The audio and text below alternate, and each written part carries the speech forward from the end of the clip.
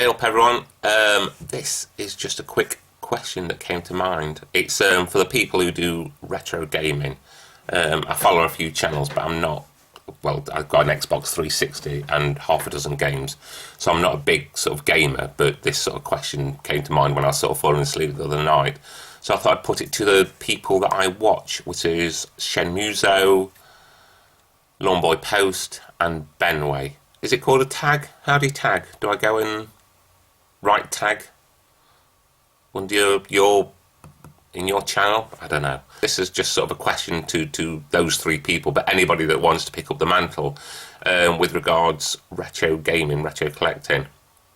And the question is, were you to come into a lot of money, or were someone to complete all of your collections, all of your games, all of your consoles, all of your extras, all of your controllers, and complete your collection, and you had enough space and somebody said, well, I've got it going free, or I'll complete your whole collection and give you every game you've ever wanted, or every game there ever was for your console, the boxes, everything that you've been looking at, the imports.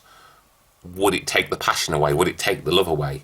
You know, because I see it as being an engaging hobby, that you look at the games that you want next, that you read about them, that there's either nostalgia or stories attached to some of them, or you want to try them out because somebody you follow has said it's a really good game, and there's a lot of engagement, and I think a lot of it comes from the engagement you get, the social engagement from sort of talking to your friends about it, talking to fellow retro gamers about it, and being passionate about the subject.